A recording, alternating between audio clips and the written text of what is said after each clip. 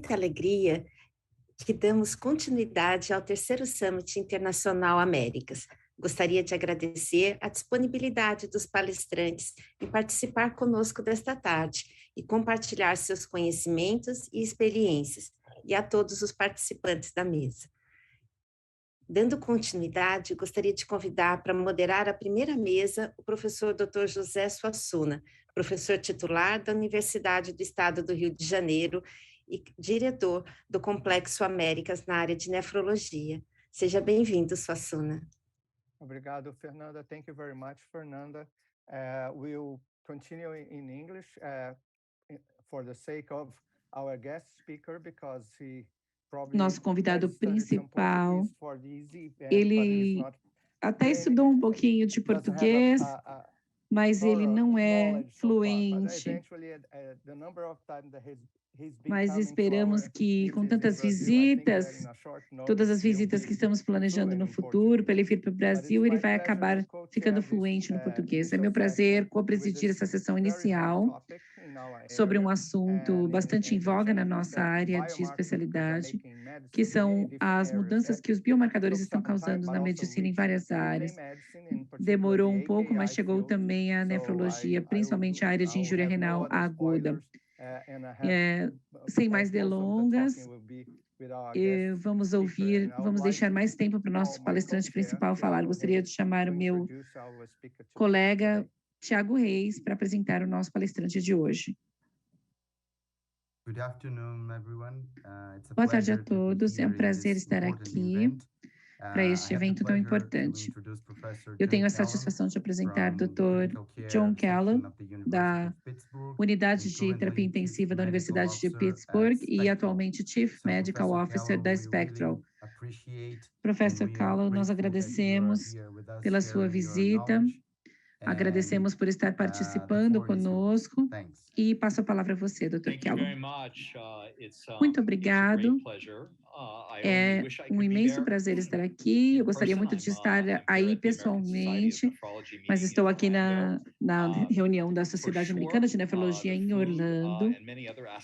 Com certeza, eu teria gostado muito de estar aí, estaria melhor a culinária e vários outros aspectos. Hoje mesmo eu vou a uma churrascaria brasileira, jantar com os colegas, para eu não sentir tanto essa oportunidade que eu perdi de estar com vocês pessoalmente. Obrigado pelo convite. Vou compartilhar meus slides.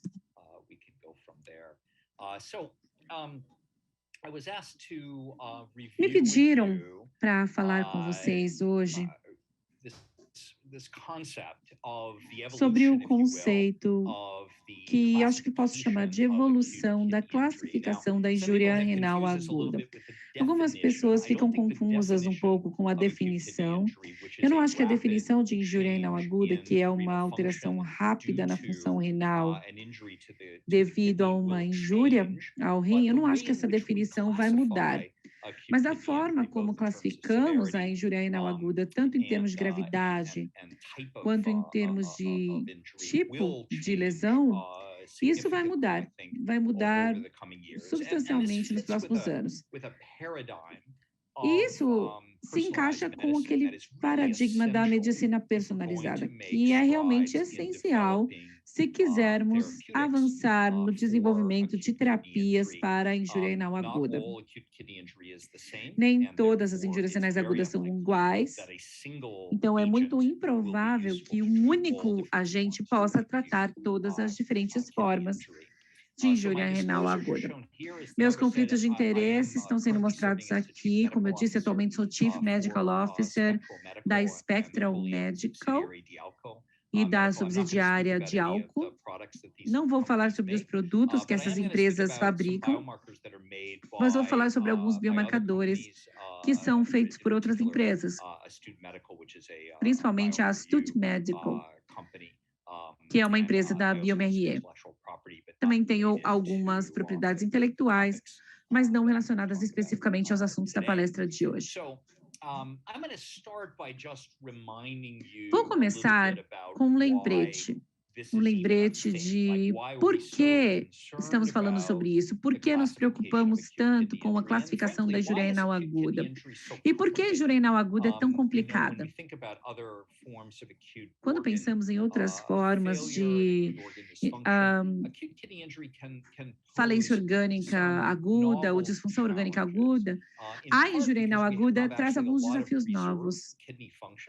Primeiro, porque nós temos a função renal de reserva, é isso que nos permite, por exemplo, doar um dos nossos rins e ainda manter uma função renal normal, somente com um rim, apesar de ter perdido metade da nossa massa de néfrons.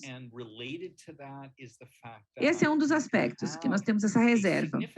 E também nós podemos ter um nível significativo de doença renal que não atinge aquele limite, aquele limiar de disfunção, mas que está tirando ou eliminando essa reserva. Portanto, quando você tem uma agressão, você vai desenvolver as manifestações clínicas de uma injúria renal aguda muito mais rápido do que um outro paciente que não perdeu essa função reserva, essa reserva da função renal. E é por isso que nós consideramos esse conceito de injúria renal subclínica, ou seja, você pode ter uma injúria renal que não se manifesta, que não se expressa com alterações na função renal. Eu vou falar mais sobre isso depois. E também temos a questão do que acontece na parte da recuperação. Nós esperamos que nossos pacientes se recuperem completamente, mas às vezes eles têm apenas uma recuperação aparente, ou seja, a função retorna, mas eles continuam tendo uma perda residual de néfrons e uma perda dessa reserva renal, o que pode trazer riscos de saúde renal no futuro. Também temos os casos de disfunção renal persistente, que nós chamamos de doença renal aguda. Daqui a pouco eu vou falar sobre isso. E também temos a doença renal crônica. Portanto, é um panorama bastante complicado, é uma taxonomia mais complicada, que exige algumas ferramentas adicionais para que a gente possa realmente explorar e classificar essas diferentes condições. Antes dos critérios RIFLE, que foram propostos pela iniciativa de qualidade de diálise muitos anos atrás, e depois foi refinado por um grupo conhecido como a KIN, e finalmente teve a consolidação pela CADIGO dessas definições. Então, desde 2012, nós temos um critério, uma definição internacional padronizada para a injúria renal aguda, que nos serve muito bem. Nós não vamos abandonar esses critérios padronizados, mas todos nós reconhecemos que existem limitações nessa classificação. Primeiro, ela só considera a função. Ela não considera, como, por exemplo, a doença renal crônica, que considera evidências de danos aos rins. Então, para a doença renal crônica, nós não examinamos apenas a função, nós examinamos também os danos e os biomarcadores. Agora, para a injúria renal aguda, não existem marcadores de danos renais validados, não existiu em 2012 para que a gente pudesse incorporar nesses critérios. Portanto, nós simplesmente fazíamos a medição de creatinina sérica, débito urinário, com marcadores bastante limitados. Juntos, eles funcionam melhor do que isolados, porque, por exemplo, a creatinina sérica, nós temos o problema da insensibilidade, por causa da questão da reserva renal funcional, ou seja, que você pode ter muitos danos aos rins e perder muita função renal antes da creatinina se elevar, então a sensibilidade não é muito boa, e também não é muito tempestivo, porque demora para a creatinina sérica se elevar. E quando você tem oligúria, existe uma progressão mais rápida da oligúria do que o aumento da creatinina sérica. Então, temos aqui um aumento na sensibilidade se você usa o critério do débito urinário. Agora, o débito urinário não é muito específico, já a creatinina sérica é muito mais específico, totalmente específico, porque você pode ter quadros, por exemplo, com alguns medicamentos podem aumentar a creatinina sérica por causa de uma mudança na reabsorção, sem alterar a função renal propriamente dita.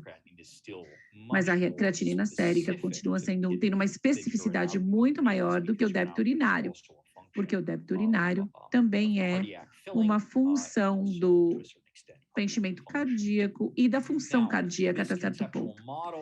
Este é um modelo conceitual que incorpora tanto os estágios funcionais, estágio 1, estágio 2, estágio 3, e também aquele conceito que eu mencionei de marcadores de dano renal, complementando os marcadores de filtração glomerular que podemos usar, como a creatinina sérica, cistatina C e o débito urinário. Mas agora incorporando os marcadores de danos renais para produzir, como eu posso dizer, produzir uma visão mais holística do que está acontecendo nos rins, muito mais semelhante ao que fazemos na doença renal crônica. E vejam que isso aqui data de algum tempo atrás, aquela aspiração que nós tínhamos de ter marcadores de danos renais nos nossos critérios de estadiamento. Isso já existe há algum tempo, essa ideia já existe há algum tempo. Isso não é um fenômeno novo, não é novidade. E são duas mãos aqui. Isso vai tanto na direção do desenvolvimento da injúria renal aguda e também resolução da injúria renal aguda. E eu gostaria de mostrar que a creatinina, como eu já disse antes, a creatinina é um marcador problemático. Esse é o estudo de Max Bell, de alguns anos atrás, em 845 pacientes, e vejam que, se você olhar os quartis da creatinina sérica no momento da internação na UTI, vejam que não há relação com a sobrevida dos pacientes.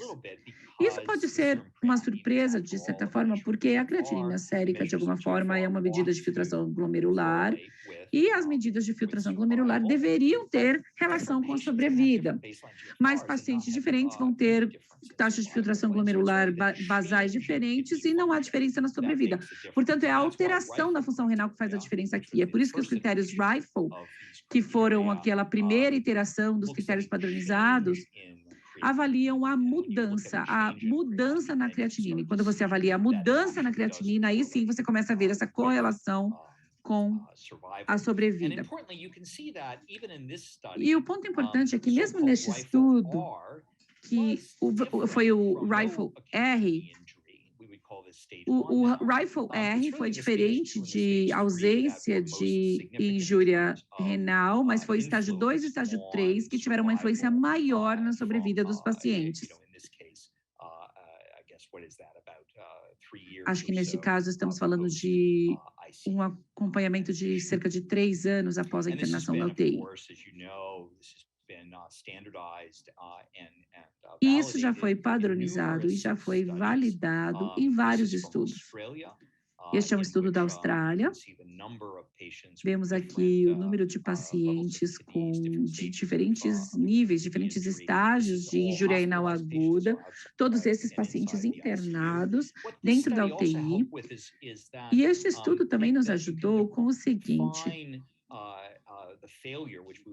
você pode encontrar a falência, que nós chamamos de estágio 3, tanto com base em um aumento absoluto acima de um determinado limite e também um aumento de 3 vezes na creatinina.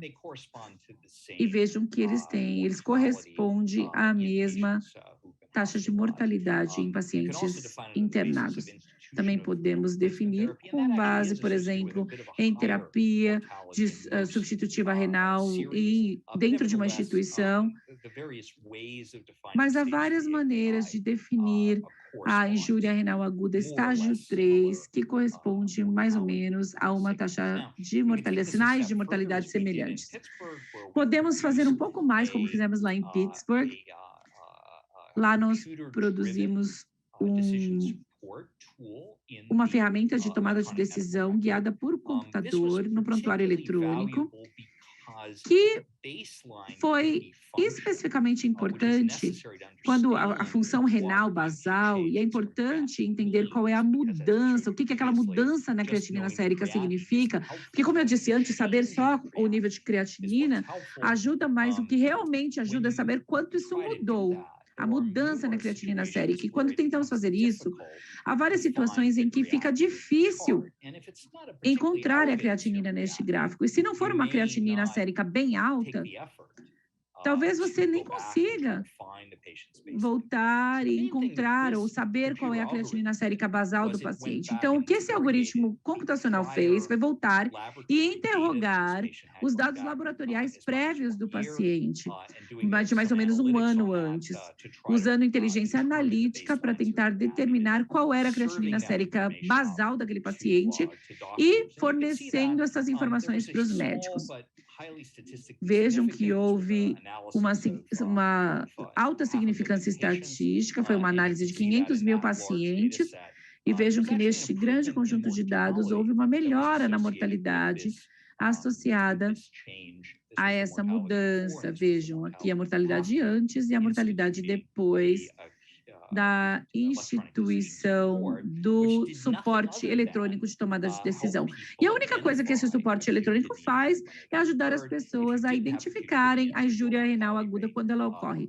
Se você não tem injúria renal aguda, a mortalidade fica aqui embaixo e não muda. E outra coisa que temos que enfatizar é que em pacientes hospitalizados, a presença de injúria renal aguda tem um impacto muito grande.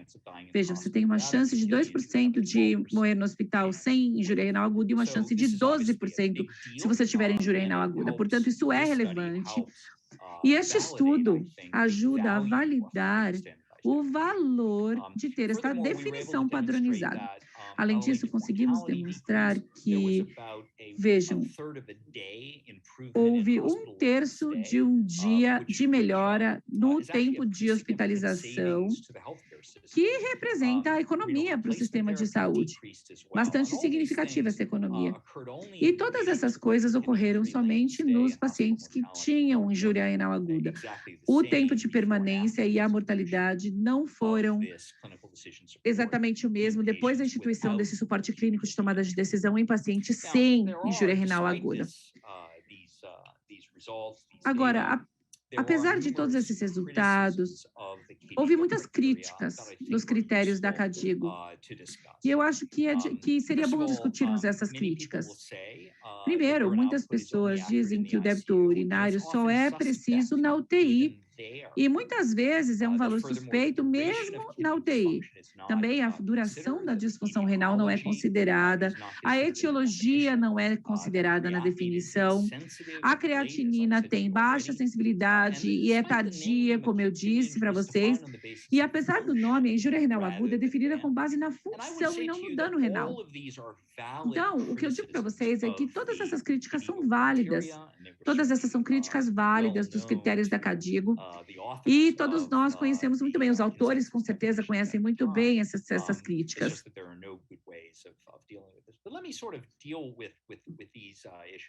Então, vamos falar sobre essas questões, vamos falar sobre o débito urinário como critério primeiro.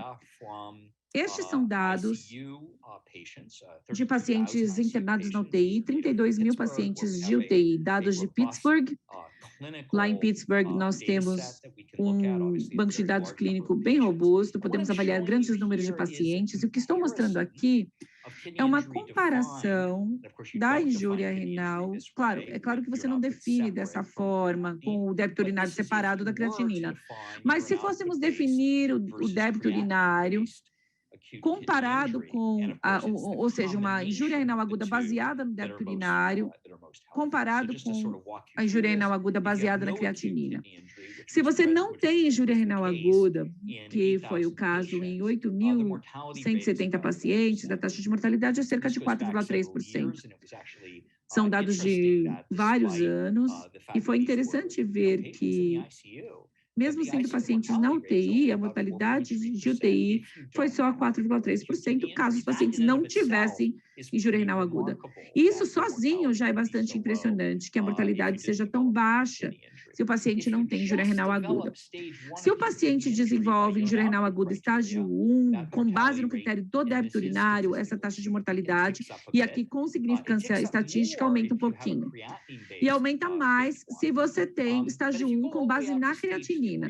E se formos até o estágio 3 com base na creatinina, vejo que temos uma mortalidade pior do que o estágio 3 com base no débito urinário sozinho. Então, estamos vendo que a combinação do débito urinário e da creatinina vai te dizer mais do que qualquer um dos critérios isolados. E aqui no meio nós temos a combinação. Então, se você tem estágio 2 com base no débito urinário e você tem só um pouquinho de elevação da creatinina, a sua mortalidade quase dobra. Se você tem um pouco mais de creatinina, vai aumentar mais a mortalidade. E a mortalidade mais alta nós vemos nos 2.200 pacientes que tinham estágio 3, tanto com base no débito urinário, quanto com base na creatinina. Este é o grupo que teve a mortalidade mais alta. E um risco muito mais alto de terapia substitutiva também. Um dos riscos aqui é que esses padrões são vistos ao longo do tempo, com o passar do tempo. Então, estes são os vários códigos de cores codificando os grupos que nós mostramos antes, com a combinação de estágio 3 com base na creatinina e com base no débito urinário aqui, o grupo 6, versus ausência de lesão de injúria renal aguda no grupo 1, em verde, e todos os outros estágios aqui no meio e como a mortalidade se comporta. E o mais importante é que nós medimos a creatinina sérica na UTI porque queremos medir, certo? Poderíamos medir o débito urinário na UTI se quisermos, e podemos medir o débito urinário fora da UTI também, se nós estivéssemos dispostos a fazer isso. Mas muitas vezes não estamos dispostos a fazer isso. E, é claro, temos a questão dos catéteres de longa permanência, das sondas de longa permanência dos pacientes. E aqui estamos falando de monitorar o débito urinário por alguns dias. Na verdade, o risco de infecção por um período curto é baixo, mas mesmo assim não fazemos. E também podemos medir o débito urinário de outras formas. Só podemos querer fazer isso. E eu acho que, na verdade, é uma questão de disposição, realmente, a nossa disposição de medir esse sinal vital.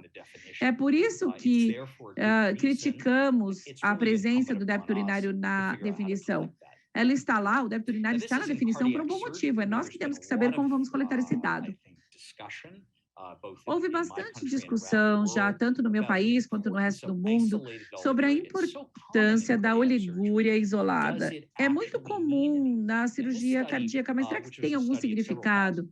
Este foi um estudo com vários milhares de pacientes. Esse estudo indicou que sim, é bem comum, cerca de 42% dos pacientes que atendem ao critério de oligúria isolada e somente 6% atendem os critérios de creatinina isolada e 32% atendem os dois critérios. E vemos que quando os desfechos são óbito, diálise ou disfunção renal persistente, cerca de 22% desses pacientes apresentam esse desfecho quando eles têm elevação da creatinina e elevação do débito urinário. E esses eventos são devido ao desenvolvimento de doença renal crônica e também óbito. Tem poucos eventos de diálise neste conjunto de dados, como vocês podem imaginar, mas isso também acontece para uma elevação isolada da creatinina, em que óbito e doença renal crônica são o que compõem este desfecho. Agora, vamos ver a oligúria isolada. Quando comparamos com a ausência de injúria renal aguda, ainda há um aumento considerável neste desfecho, que são eventos renais adversos maiores. São eventos adicionais à doença renal crônica. Então, vamos pensar sobre isso um segundo. Estes são pacientes que têm oligúria, sem nenhuma alteração aguda na creatinina. 7,6% desses pacientes acabam tendo doença renal crônica, quando avaliamos 6 meses depois. Pensem no significado disso para esses pacientes. Esses pacientes fizeram cirurgia cardíaca para reduzir o risco de morte ou o risco de infarto do miocárdio. E, no fim, eles acabaram desenvolvendo um novo fator de risco para infarto do miocárdio ou morte. Portanto, é um aspecto importante. E mesmo a oligúria isolada é um endpoint importante nos pacientes que fazem cirurgia cardíaca. E a duração da disfunção renal? O fato da disfunção, a duração da disfunção renal não ser considerado nessa classificação. Esses são dados do mesmo estudo que eu já mostrei antes, avaliando a duração da injúria renal aguda, e vejam que em muitos casos há uma separação em termos de duração, mas essa separação é mais intensa para lesão renal aguda estágio 3. E se tirarmos o óbito durante a hospitalização índice, as curvas ficam mais planas, ou seja, temos menos impacto da duração da injúria renal aguda se não considerarmos óbitos durante a hospitalização índice. É claro que seria um endpoint meio competitivo aqui para o desenvolvimento ou para a duração da injúria renal aguda. E o grande problema de não considerarmos a duração no critério de estadiamento é que não dá para saber isso em tempo real, só dá para saber a duração depois que o episódio terminou. Não dá, então, para estadiar a gravidade com um dado prospectivo, para um manejo prospectivo do paciente, se você tem que esperar o episódio terminar para poder estadiá-los. É por isso que nós resistimos um pouco a essa ideia de incluir a duração da disfunção renal na definição. Mas é claro que podemos considerar esse aspecto. E muitos estudos, em 2 ou 3 dias, conseguiram diferenciar, por exemplo, uma lesão transitória e os diferentes estágios, e isso seria algo relevante a se fazer. A terceira questão é a etiologia, que não é considerada na definição. O problema de considerar a etiologia na definição é que você precisa primeiro demonstrar que a gravidade da injúria renal aguda e as consequências adjuvantes são diferentes para os diferentes tipos de injúria, e não há muita evidência para isso. Então, se você desenvolve injúria renal aguda por causa de sepsis, e você vê os pacientes com sepse, com ou sem injúria renal aguda, ou considerando só estadio 2, por exemplo, há um risco de 5 vezes maior de óbito. Já os pacientes que desenvolveram injúria renal aguda por causa de uma cirurgia cardíaca, mais uma vez, ali olhando a injúria renal aguda de estadio 2, tem um risco de óbito também 5 vezes maior. Então, o risco absoluto maior é diferente, para sepsis é maior e para cirurgia cardíaca é menor. No entanto, o impacto relativo da injúria renal aguda é bem semelhante para os dois. Então, não está claro de se ter a etiologia na definição é importante ou não. Mas é verdade que a gente quer entender a etiologia. Mas isso acontece depois de você diagnosticar uma injúria renal aguda. Outra consideração é que a creatinina não é tão sensível e é mais tardia. Eu já falei isso para vocês. E apesar do nome, injúria renal aguda definida com base na função e não no dano renal. Eu acho que agora já temos dados suficientes para sugerir que temos alguma forma de lidar com esses dois últimos pontos mencionados. E a forma, é claro, é usar biomarcadores de injúria renal aguda como uma forma de nos ajudar a estadiar a doença. Esses marcadores foram desenvolvidos para a previsão da injúria renal aguda. Então, eles foram desenvolvidos para serem marcadores que iam preceder a evidência da injúria renal aguda. Podem ser usados, então, para identificar os pacientes de forma precoce. No entanto, os mesmos marcadores também podem ser úteis para a gente entender o que está acontecendo no rim enquanto a sua função está diminuindo. Então, se você tem uma mudança funcional sem evidência de dano, presumidamente é diferente de ter tanto uma mudança na função com evidência de dano. Então, o problema de diagnóstico, não de definição. E a definição de caso é o padrão ouro e não um ensaio rápido.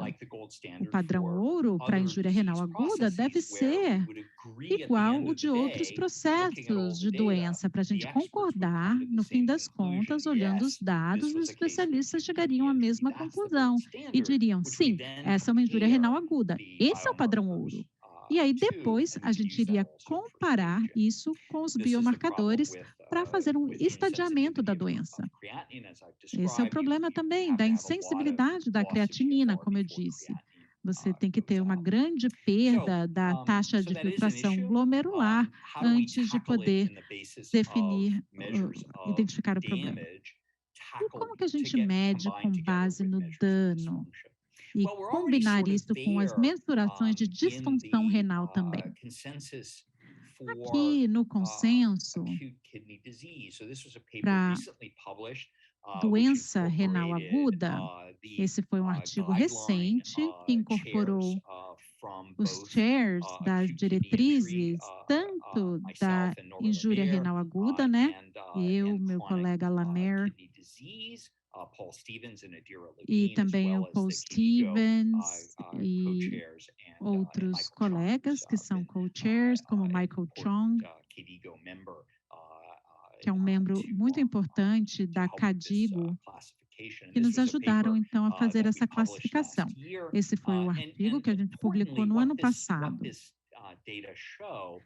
E o que os dados mostraram, através desses critérios, é que para a injúria renal aguda nós temos critérios funcionais e não temos os critérios estruturais definidos ainda. Já para a doença renal crônica, a gente tem tanto critérios funcionais quanto critérios estruturais. E para a doença renal aguda, que seria uma combinação dos dois, digamos assim, é que você tem tanto os critérios da doença renal crônica quanto de injúria renal aguda, e você pode incorporar também esses marcadores. E a única coisa que muda é o tempo, a duração.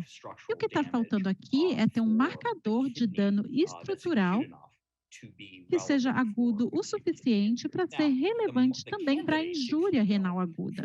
E os candidatos, digamos assim, para um marcador de dano para a doença renal crônica, que são a albuminúria, piúria e hematúria, e para injúria renal aguda também podem incluir esses marcadores de dano de doença renal crônica, como também biomarcadores de injúria renal aguda, que são como uns substitutos para os danos, no caso de TIMP2 e IGF-BP7, que fala ali do estresse renal. E esses marcadores, então, poderiam informar os critérios funcionais para a gente poder classificar os pacientes com uma precisão maior. E foi isso que foi proposto lá em 2012, quando as diretrizes da KDIGO estavam sendo publicadas, e a iniciativa também que se reuniu em Dublin, criou essa estrutura conceitual para integrar tanto os critérios funcionais quanto os danos, exatamente da mesma forma que são integrados na definição para doença renal crônica. Então, podemos reconhecer que quando há alteração funcional sem evidência de dano, ainda é uma condição que tem um desfecho pior do que quando você não tem injúria renal aguda, porque ainda há uma perda de função que afeta ali como você vai gerenciar seus medicamentos e etc. Mas se não há dano, o desfecho é bem melhor do que quando você tem tanto a perda de função quanto o dano ao mesmo tempo. Nesse caso, a gente acha que há uma probabilidade menor de apenas a mudança funcional levar a um comprometimento a longo prazo do que quando isso também é combinado com dano. E quando você tem um dano, mas sem uma perda aparente de função? Isso é o que a gente pode chamar de injúria renal aguda subclínica, porque talvez o dano não tenha sido grave o suficiente, ou a reserva renal era alta o suficiente para a gente não ver nenhuma alteração funcional. Então, a iniciativa de diálise se reuniu há um tempo.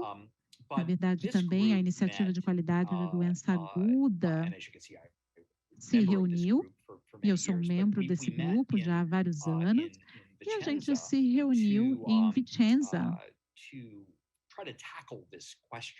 para tentar responder essa pergunta. Como que a gente pode incorporar os biomarcadores no estadiamento diagnóstico da injúria renal aguda, sem ficar muito preocupado ali com qual biomarcador, mas sim se preocupar em como incorporar esse biomarcador na estrutura. Isso é o que foi publicado no JAMA Open. Vocês podem ver aqui que os critérios existentes eram puramente funcionais. Então, para estadio 1, você tem um aumento na creatinina sérica ou uma redução do débito urinário. Mas você pode imaginar que há 3 tipos de estadios 1. O mais fácil de explicar é quando você tem um estadio 1B, e você tem um declínio funcional medido por um aumento da creatinina sérica ou redução do débito urinário, e também um biomarcador positivo. Então, isso seria um estadio 1B. O estadio 1A é o oposto. Você tem uma mudança funcional, mas você não tem um biomarcador. Então, é uma mudança funcional biomarcadora negativa, estadio 1A. E, por fim, o subclínico, que é o estadio 1S. Você tem um biomarcador positivo sem alterações funcionais. Então, essa é a estrutura, então, para a gente incorporar os biomarcadores de dano numa classificação da injúria renal aguda. E eu quero destacar que não há S apenas no estadio 1. É o 1S mesmo, porque depois, no estadio 2, você sempre tem evidência de alteração funcional. Então, não existe estadio 2S, mas sim só estadio 2A, onde não há dano, e estadio 2B, onde há dano, e depois estadio 3A, onde você tem uma função bem alterada, com dano, e estadio 3B, quando você tem disfunção significativa, com evidências de danos também. Criamos essa pirâmide invertida, que é muito popular. A gente tem, então, tanto o domínio funcional aqui à esquerda, quanto o domínio dos danos aqui à direita. E é paralelo ao que a gente usa para a doença renal crônica. Agora, a gente pode incluir também os novos biomarcadores. Temos experiência com TIMP2 e IGF-BP7, que são testes aprovados pelo FDA, que já tem milhares de pontos de dados disponíveis, tanto em pesquisas quanto na prática clínica mesmo, porque os biomarcadores são usados, não tanto quanto eu gostaria ainda, mas já são bastante utilizados em vários hospitais da América do Norte e da Europa. E podemos ver que esses dados foram publicados há bastante tempo por Jay Coyner, em 2014, em que o TIMP2 tinha níveis aqui considerados em pacientes que tinham injúria renal aguda e eram biomarcadores positivos nesse limite superior, comparado com os que tinham injúria renal aguda, mas eram biomarcadores negativos, tinham um risco muito maior de óbito em um ano. Então, essa ideia de diferenciar formas da injúria renal aguda com base em o paciente ser biomarcador positivo ou biomarcador negativo. Esse estudo foi levado adiante num estudo recente de Michael Ioannidis e outros, em que o TIMP2, também nesse ponto de corte de 2.0, foi avaliado na linha basal, junto com o estadiamento da injúria renal aguda durante uma semana. E o desfecho aqui é a probabilidade de óbito ou diálise em 9 meses. E podemos ver que o risco mais alto foi visto em paciente com injúria renal aguda de estadio 2 e 3. E o risco era mais baixo para quem não tinha injúria renal aguda ou não tinham progressão para o estadio 2 ou 3 da injúria renal aguda. E aqui, no intermediário, eram pacientes com injúria renal aguda estadio 1 que não estavam progredindo para estadio 2 e 3. E temos duas linhas aqui, né? Se vocês estão prestando atenção, vocês devem ter adivinhado que a diferença era se o paciente é biomarcador positivo ou negativo. Se é biomarcador positivo, o estadio 1 parece estadio 2 ou 3. Mas se for negativo, o estadio 1 já parece como não ter injúria renal aguda. Então, ter estadio 1 pode dizer que não é algo preocupante ou que é, sim, muito preocupante. E a única diferença entre um e outro é ser biomarcador positivo ou negativo. E essa é a diferença também entre o estadio 1A e o estadio 1B. E a insensibilidade da creatinina, mais uma vez, se torna um problema, né? É por esse motivo que a gente tem o estadio 1S. Se você inclui o débito urinário como parte da definição, que você deveria, você tem menos casos em que você tem dano sem alteração funcional. Mas, como vocês sabem, há várias condições de injúria renal aguda produzidas por alguns medicamentos e cirurgia cardíaca, mas a injúria renal aguda associada ao medicamento o débito urinário não te ajuda mais do que a creatinina sérica nesses casos. Temos um estudo que foi publicado recentemente em pacientes com cirurgia cardíaca que tinham ou a injúria renal aguda ou não tinham nenhuma injúria renal aguda, e esses pacientes foram acompanhados para ver sua reserva renal através de um teste. E os pacientes que tinham injúria renal aguda perderam a sua reserva renal quando tinham essa injúria, enquanto eles tendiam a manter a sua reserva renal funcional quando não tinham a injúria renal aguda.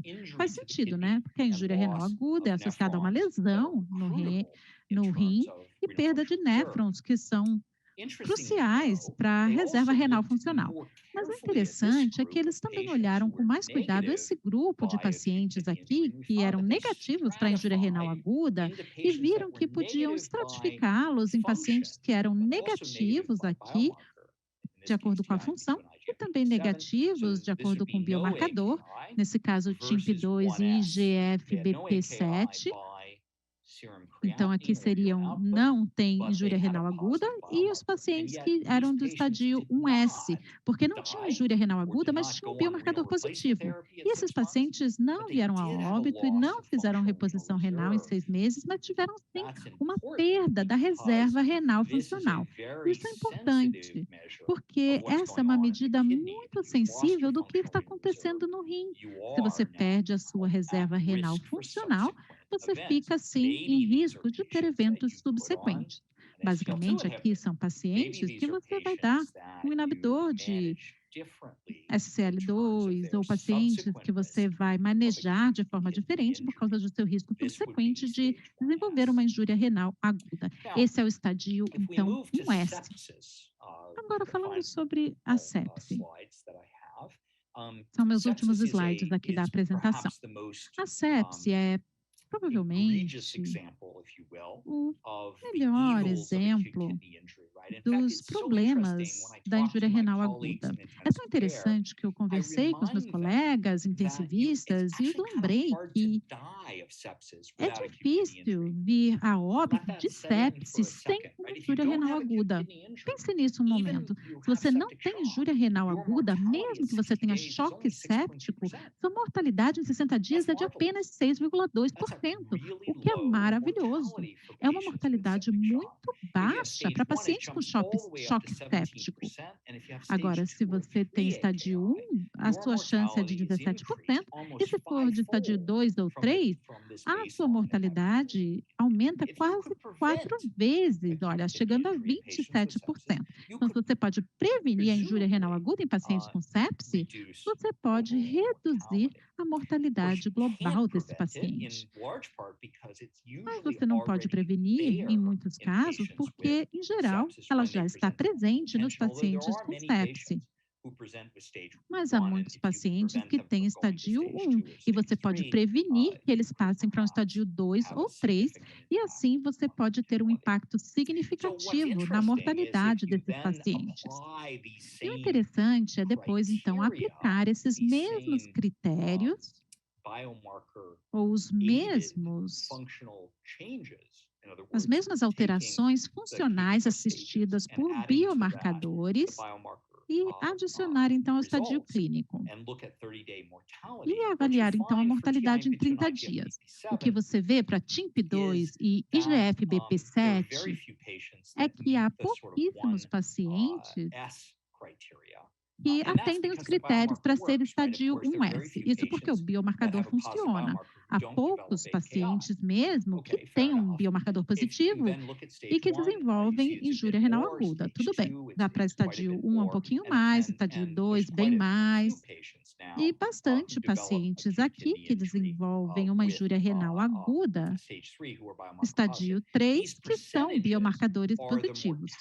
Esses percentuais aqui são a mortalidade associada com injúria renal aguda biomarcador positiva, comparada com a biomarcador negativa. Aqui, olha, sem injúria renal aguda, no estadio 1, não tem uma diferença significativa na mortalidade. Mas a mortalidade dobra no estadio 1 quando o paciente é biomarcador positivo. E no estadio 2 e 3, há um aumento estatístico significativo associado com ser biomarcador positivo em comparação com ser biomarcador negativo. O biomarcador KIM funciona muito bem, especialmente para estadio 3. Aqui há um aumento pequeno para estadio 2, estadio 1 não é muito significativo, apesar de parecer, mas eu acho que é provavelmente porque ele cai na análise de sensibilidade. Acho que é só uma função do pouco número de eventos nessa categoria. Mas, de qualquer forma, para estadio 2 e estadio 3, o biomarcador KIM1 funciona muito bem. Aqui temos os modelos Cox.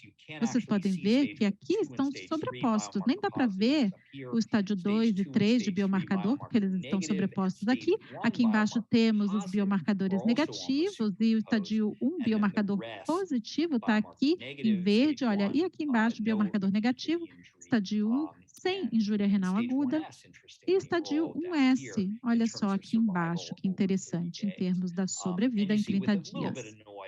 E podemos ver com um pouquinho de ruído que o KIM1 diferencia quase tão bem quanto os outros biomarcadores. Mas talvez não tão bem assim para os níveis mais baixos. Para estadio 2B e 3B, olha aqui em cima, mais uma vez para vocês verem, aqui estadio 1B, 2A e 3A, nas linhas intermediárias aqui. Concluindo, então, eu diria que a injúria renal aguda é atualmente definida como uma mudança abrupta na função renal. Atualmente, isso está limitado a mudanças na creatinina sérica e débito urinário, mas acredito que no futuro teremos medidas melhores de taxa de filtração glomerular em tempo real que vai substituir a creatinina sérica e o débito urinário. Mas até lá, vamos ficar presos nesses marcadores até que essas medidas em tempo real da taxa de filtração glomerular fiquem disponíveis. Será que a evidência de dano renal deve ser incluída na definição da doença renal aguda, assim como usamos para a doença renal crônica? E acho que a resposta é, sem dúvida, sim. mas precisamos identificar os melhores marcadores para o estadiamento e também perda de função. Um candidato é TIMP2, outro é o IGF-BP7, que se comportam com outros pacientes de estádio 1, que são biomarcadores positivos, se comportam como se fosse estádio 2 ou 3.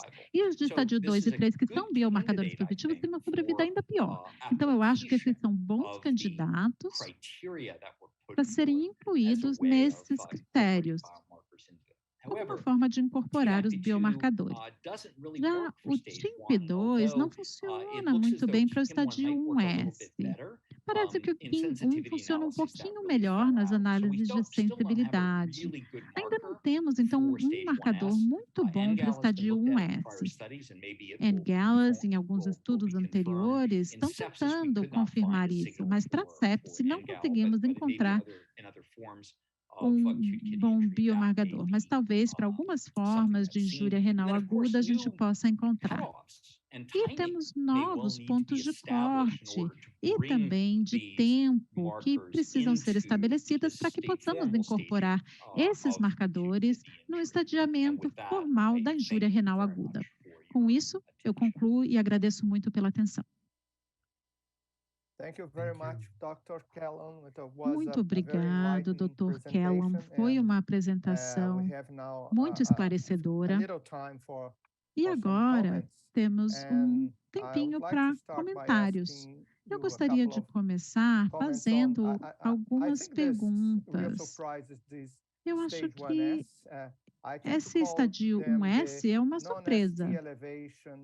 Eu chamo de elevação do segmento T, um infarto de nefrologia, porque você tem um eco normal e você tem um biomarcador que te dá ali um diagnóstico. Mas, ao contrário, diferente aqui dos nossos colegas da cardiologia, a gente não sabe bem o que fazer com essa informação.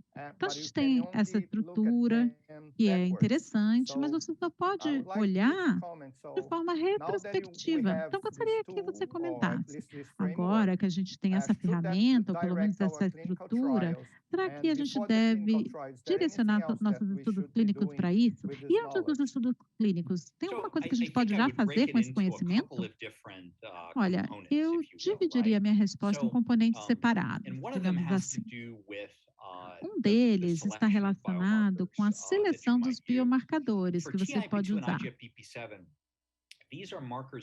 Para aqueles 2 biomarcadores que eu falei, eles são biomarcadores de estresse renal. Se você pegar ali as células epiteliais de seres humanos e colocarem numa cultura celular primária e sujeitar a insultos que não sejam injúrias, que sejam apenas um estresse para a célula, como privação de nutrientes, por exemplo, as células não morrem, mas elas ficam muito infelizes e produzem muito o TIMP2 e o outro biomarcador. Então, esses são marcadores de estresse. Agora, você pode dizer que um paciente que tem estresse renal é algo que você pode reagir antes do paciente desenvolver um dano renal. Então, isso para mim, fazendo aí a sua analogia com os cardiologistas, seria uma angina renal. É claro, baseado em outros critérios clínicos, no caso da angina, né? Mas na minha visão, essa é uma oportunidade. Eu tenho um paciente que não sente dor no rim e ele não pode te dizer que o rim está sob estresse, mas se você medir o seu biomarcador, você vai saber que o rim está, sim, sob estresse. Nem todo estresse vai levar a uma injúria, mesmo que você não faça nada. Mas é interessante pensar que, como clínico, você pode fazer coisas para reduzir o estresse renal, como, por exemplo, remover um medicamento nefrotóxico, ou também coisas como uma correção mais rápida da hemodinâmica e controle de fonte da sepse e etc. Então, são coisas que, sim, potencialmente são muito úteis. E como eu já destaquei, não está claro de que temos já um bom biomarcador para o estádio 1S. Quando realmente há dano, KIM1 parece ser o melhor candidato, mas não está claro de que vai realmente funcionar. Se a gente tiver um bom biomarcador de estadio 1, eu diria que, assim como os nossos colegas de cardiologista, isso sim levaria a um grupo de intervenções que a gente ia experimentar, algumas intervenções que são muito populares hoje em dia, como inibidores de SL2, que podem ser implementados nesses pacientes. Então, eu acho que há uma boa oportunidade aqui de segmentar a população em estresse sem dano ou dano sem disfunção e diferentes graus dessa combinação de dano e disfunção. E, por último, é bem diferente, especialmente quando você tem o estadio 1 com uma alteração funcional sem um marcador de dano. Esses pacientes têm um risco bem mais baixo de óbito, diálise ou disfunção renal persistente. Tanto que você pode até pensar que esses são pacientes que você não precisa manejar de forma diferente do que de pacientes sem injúria renal aguda. Já para os pacientes biomarcadores positivos, sim, você precisa dar um tratamento. Tiago? Muito bem, a gente estava falando de cardiologia, agora vamos falar de pulmonologia. A gente tem a síndrome do estresse respiratório agudo, que acessa apenas a função pulmonar, né, e a capacidade de extrair oxigênio. Na nossa definição, professor Kellum, você acha que a gente está à frente ou atrás dos pulmonologistas? Precisamos ensiná-los ou aprender com eles? Eu acho que nunca é linear. Acho que sempre podemos aprender uns com os outros. E eu acho que um dos grandes valores de se ter tantas profissões focadas na injúria renal aguda, temos os cardiologistas, os cirurgiões cardíacos, intensivistas e, claro, nefrologistas também. E acredito que todos nós podemos aprender uns com os outros.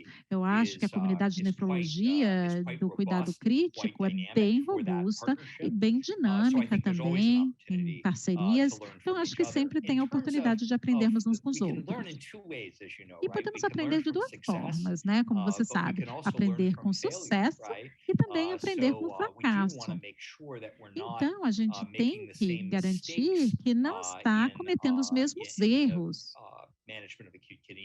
no manejo da injúria renal aguda,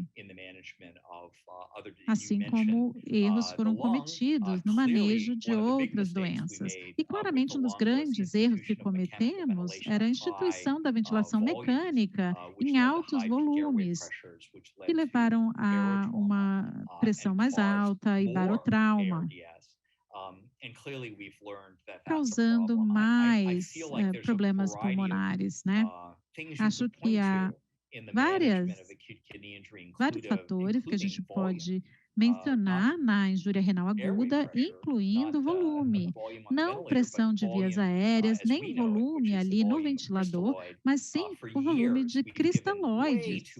Por anos, a gente deu cristalóides demais aos pacientes. Eu acho que agora a gente está dando um passo atrás e falando, não, espera um pouco, vamos ter mais cuidado com isso, com essa substância. Desde a epidemia de cólera, lá no século 17, 18, quando os fluidos endovenosos começaram a ser utilizados e começaram a salvar a vida das pessoas de forma milagrosa, nós, no cuidado crítico, a gente começou a amar a ressuscitação volêmica como uma das ferramentas, sem perceber o dano potencial dessa sobre-ressuscitação. Muito obrigado, Dr. Kellum. Eu gostaria de agradecer também o nosso co-anfitrião, Dr. Tiago Reis, mas infelizmente não temos mais tempo e temos que concluir essa sessão. Mas foi realmente uma apresentação muito esclarecedora e eu gostaria de passar a palavra agora para o Tiago para as observações finais. Muito obrigado. Muito obrigado, professor Kellum. Foi incrível, como sempre. E temos que passar para a próxima sessão, mas esperamos tê-lo aqui no Brasil em breve. Já estamos dizendo isso há 3 anos, né? Temos que colocar isso em prática mesmo, né? Então, agora, vamos passar para a segunda mesa. Eu vou começar a falar em português agora, professor Kellum. Muito obrigado mais uma vez.